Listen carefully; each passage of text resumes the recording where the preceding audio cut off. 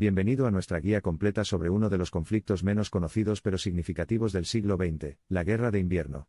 El invierno finlandés marcadamente hermoso y formidable de 1939 fue testigo de una lucha entre David y Goliat entre la pequeña nación escandinava de Finlandia y su enorme vecino, la Unión Soviética.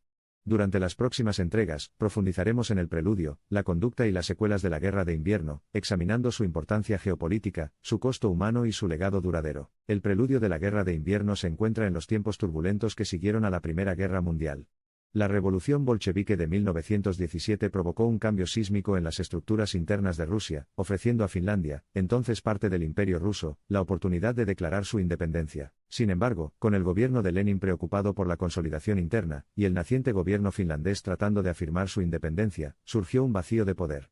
En este vacío entró el movimiento nacionalista imperialista finno-ugrio, pintando un cuadro romántico de una gran Finlandia que abarca la Carelia soviética. Sin embargo, las realidades del terreno eran marcadamente diferentes. La economía finlandesa, a pesar de la depresión global, estaba lejos de ser sólida. Las tenues relaciones diplomáticas con las potencias occidentales significaron que los recursos militares disponibles para Finlandia eran escasos en comparación con el coloso soviético. La Unión Soviética, bajo el liderazgo de Stalin, percibió el movimiento irredentista finno-ugrio como una amenaza potencial a la seguridad de sus fronteras noroccidentales. A finales de 1939, se preparó el escenario para un enfrentamiento armado, que llegaría a ser conocido entre los anales de la historia como la Guerra de Invierno. A pesar de las propuestas diplomáticas iniciales del lado soviético, la supuesta indiferencia finlandesa y la falta de voluntad para satisfacer las demandas territoriales soviéticas provocaron una ruptura en las conversaciones. El dado fue fundido.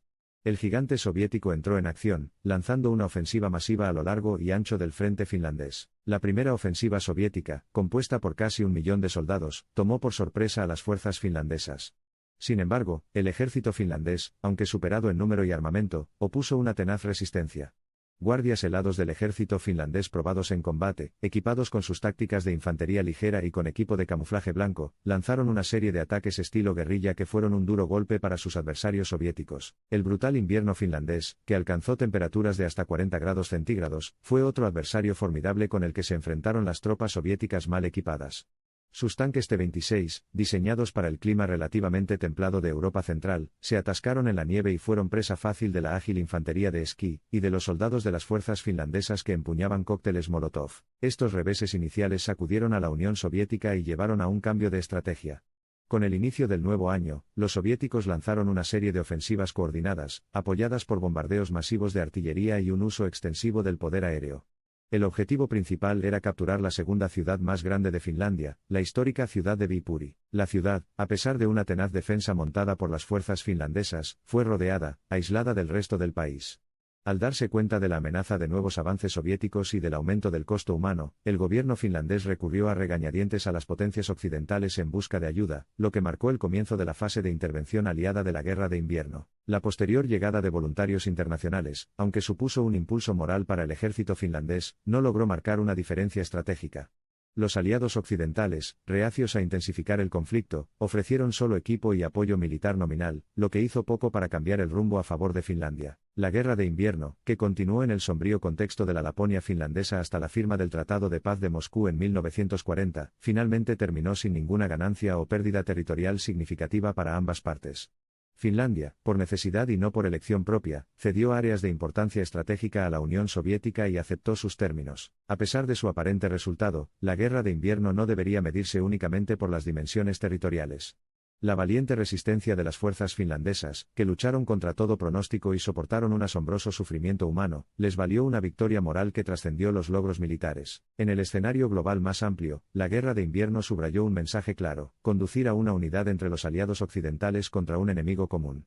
La respuesta aparentemente tibia a la petición finlandesa de ayuda sirvió como un duro control de la realidad, impulsando a la acción el proceso que eventualmente evolucionaría hasta convertirse en la sólida coalición en tiempos de guerra que enfrentan las potencias del eje. El legado de la Guerra de Invierno sigue ejerciendo una influencia significativa en las relaciones internacionales, particularmente en la definición de la política de neutralidad de Finlandia.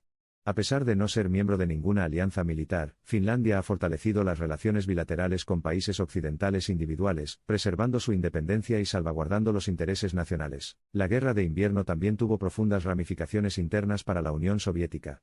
El bajo rendimiento del Ejército Rojo, y las colosales pérdidas humanas llevaron a una revisión de su liderazgo y estrategias, preparando el escenario para un conjunto de acontecimientos completamente diferente en los años posteriores a la Guerra de Invierno. El coste humano de la Guerra de Invierno sigue siendo el aspecto más desgarrador.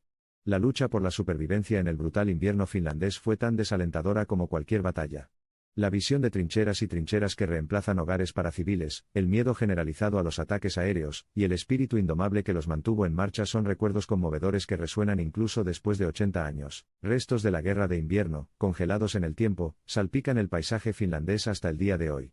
Desde las líneas defensivas y fortalezas originales hasta los monumentos conmemorativos y museos, invitan a los visitantes a reflexionar sobre el sacrificio y el coraje demostrados por toda una nación durante esos fatídicos meses. A medida que nos acercamos al final de nuestro viaje a través de la Guerra de Invierno, debemos recordar que estos eventos históricos no son meros artefactos del pasado, sino encarnaciones vivas de los triunfos y tragedias que dan forma a nuestro presente y nuestro futuro.